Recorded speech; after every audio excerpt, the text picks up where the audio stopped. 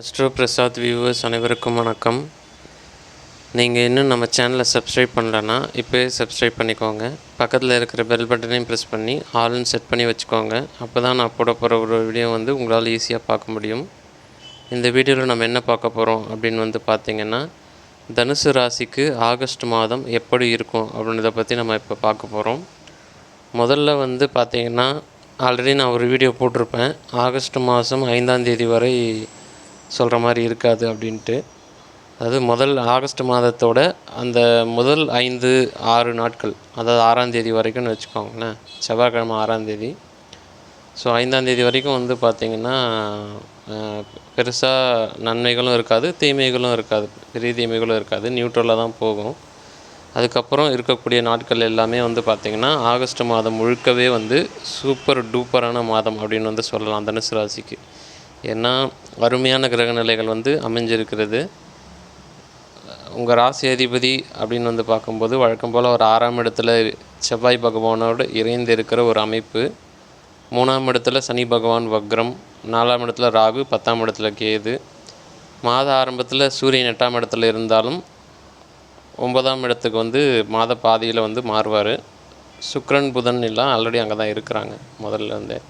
So இந்த மாதம் பார்த்திங்கன்னா பெருமளவு நன்மைகள் நடக்கக்கூடிய ஒரு மாதமாக இருக்கும். முக்கியமாக உங்களுடைய பணப்பிரச்சனைகள் தீரக்கூடிய மாதமாக ஆகஸ்ட் மாதம் இருக்குன்னு சொல்லலாம். ஏன்னா முதல் தரமான கோட்டீஸ்வர யோகம் அப்படின்ற தனுசு ராசிக்கு பார்த்திங்கன்னா இந்த யோகம் செயல்படும். என்ன யோகம் அப்படின்னு பார்க்கும்போது 2, 9, 11 இந்த 3 கிரகங்கள், அதாவது 2ஆம் அதிபதியும் 9ஆம் அதிபதியும் 11ஆம் அதிபதியும் ஒன்று சேரக்கூடிய ஒரு காலகட்டம், ஒரு அமைப்பு அப்படின்னு சொல்லலாம். ஸோ 2ஆம் அதிபதி சனி பகவான் 3ஆம் இடத்துல இருக்கிறாரு. 9ஆம் அதிபதியாகிய சூரிய பகவான் மாத பாதியிலேருந்து 9ஆம் இடத்துக்கு வராரு. அவர் இப்போ ஆல்ரெடி அங்கே 9ஆம் இடத்துல லாபஸ்தான அதிபதி 11ஆம் அதிபதி சுக்கிரன் 9ஆம் இடத்துலேயே ஆல்ரெடி இருக்கிறதுனால, ஸோ இந்த 3 கிரகங்கள், அதாவது 9ஆம் அதிபதியும் 11ஆம் அதிபதியும் 9ஆம் இடத்துலையே இருக்கிற ஒரு அமைப்பு. அதை சனி தொடர்பு கொள்ளக்கூடிய ஒரு அமைப்பு. ஸோ இது முதல் தரமான கோட்டீஸ்வர யோகம்னு சொல்லலாம். ஸோ தனுசு லக்னக்காரங்களுக்கு ஜனனகால ஜாதகத்தில் இந்த மாதிரி ஒரு அமைப்பு இருக்கிறதுமே பார்த்திங்கன்னா நல்லது அப்படின்னு சொல்லலாம். முதல்ல அந்த மாதிரி பிறந்தாவே பிறக்கும்போதே கோட்டீஸ்வர வீட்டில் தான் பிறப்பாங்க. அதாவது கண்ணா பின்னான்னு இருக்கும் பணம், எதுக்கு அவ்வளோ பணம் இருக்குதுன்னு தெரியாது, அப்படி இருக்கும். அந்தளவுக்கு இருக்கக்கூடிய ஒரு நிலை, கிரகநிலை இப்போ பிறக்குது, இப்போ வருது இந்த மாதம். ஓகேங்களா. ஸோ இது வெறும் பணம் தானே அப்படின்னு தான் கேட்டால் அப்படி கிடையாது. பணன்றது அதை மீன் பண்ணல. கோட்டீஸ்வர யோகன்றது பணத்தை மீன் பண்ணுறது கிடையாது. உங்களுக்கு என்னென்ன தேவையோ அதை எல்லாத்தையுமே அனுபவிக்கக்கூடிய ஒரு அமைப்பு அப்படின்றது தான் மீன் பண்ணும். அதே மாதிரி யோக பயிற்சிகள் செய்கிறவங்க, இறைவனோட அனுகிரகத்தை வாங்கணும்னு நினைக்கிறவங்களுக்கெல்லாம் இந்த மாதம் ஒரு சிறந்த மாதமாக இருக்கும். முக்கியமாக குலதெய்வத்தோட அருள் வாங்கணும்னு நினைக்கிறவங்களுக்கெல்லாம் இந்த மாதம் ஒரு சிறப்பான மாதம். 9ஆம் இடம் வலுவாகிற மாதம் எப்போவுமே பார்த்திங்கன்னா இறைவனோட அருள் பக்கத்திலே இருக்கக்கூடிய ஒரு மாதமாக இருக்கும். ஸோ 9ஆம் இடம் நல்லா வலுக்கக்கூடிய ஒரு மாதம் அப்படின்போது, அதே மாதிரி தந்தை வழியில் நன்மைகள் நடக்கக்கூடிய ஒரு அமைப்பு தனுசு ராசிக்கு இப்போ வந்திருக்குது. தந்தையோட உடல்நிலை சீராகும்.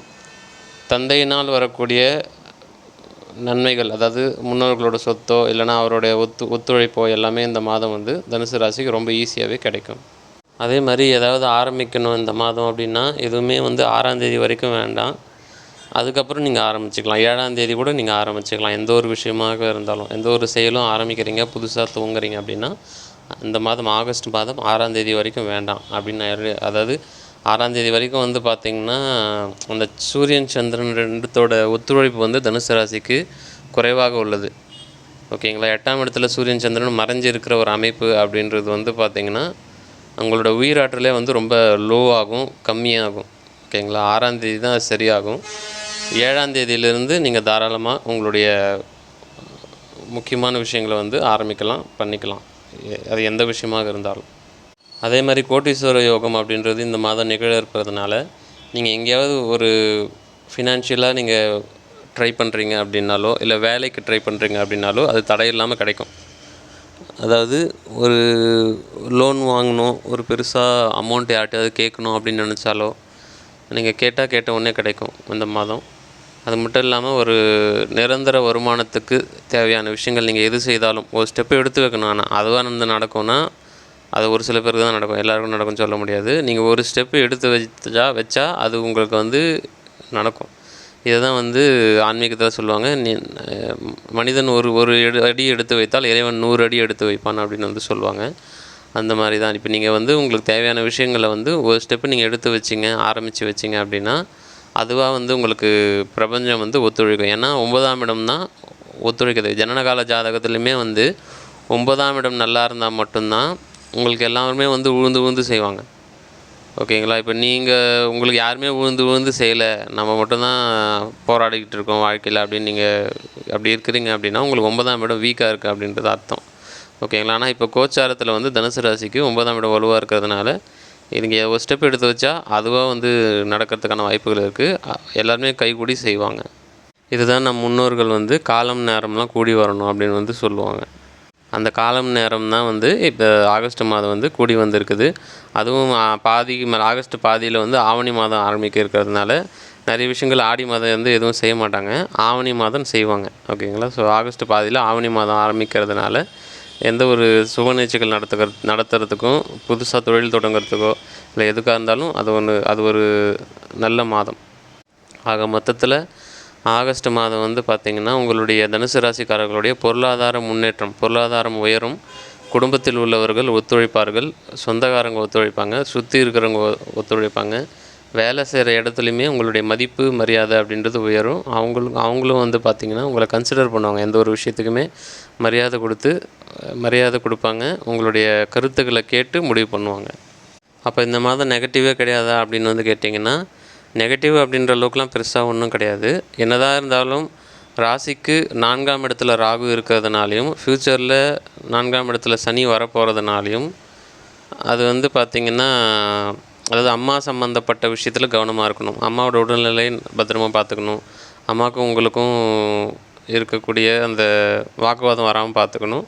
இல்லைனா அம்மா வழியில் சொத்து வர்றதுக்கு பிரச்சனை ஆகும். இந்த மாதிரி விஷயங்கள் கொஞ்சம் ஜாக்கிரதையாக இருக்கணும். அதே மாதிரி இடம் வாங்குறீங்க அப்படின்னா கொஞ்சம் அந்த இடத்த வந்து நீங்களே முடிவு பண்ணாமல் 4 பேர்கிட்ட கேட்டு வாங்குறது நல்லது. இல்லைனா ஒன்றும் இல்லாத இடத்த தலையில் கட்டிட்டு போகிறதுக்கு வாய்ப்பு இருக்குது. ஏன்னா 4ஆம் இடம் மட்டும்தான் இப்போ பிரச்சனையாக இருக்குது உங்களுக்கு. மற்றபடி எல்லா இதுவுமே நல்லா இருக்குது. மற்ற கிரகங்கள் எல்லாமே, மற்ற வீடுகள் எல்லாமே நல்லா இருக்கிறதுனால உங்களோட ஆரோக்கியமும் மேம்படும் அப்படின்னு வந்து சொல்லலாம். என்னதான் 4ஆம் இடம் கெட்டு இருந்தாலும் 9ஆம் இடம் நன்றாக இருக்கிறதுனால இறை அருள் அப்படின்றது வந்து காப்பாற்றும். உங்களுக்குள்ளே வந்து ஆரோக்கியம் அப்படின்றது சரியாக ஆரம்பிக்கும். ஸோ ஆகஸ்ட் மாதத்தை பொறுத்த வரைக்கும் தனுசு ராசிக்காரர்களுக்கு இறை அனுகிரகம் நிறைந்த மாதம், இறை அனுகிரகம் இருக்கிற மாதம் அப்படின்னால தொட்டது துலங்கும். வாழ்த்துக்கள். நீங்கள் இன்னும் நம்ம சேனலை சப்ஸ்கிரைப் பண்ணலன்னா சப்ஸ்கிரைப் பண்ணிக்கோங்க. உங்களது கேள்விகள் எதாவது இருந்தாலும் கமெண்ட் செக்ஷனில் பதிவு பண்ணுங்கள். நன்றி.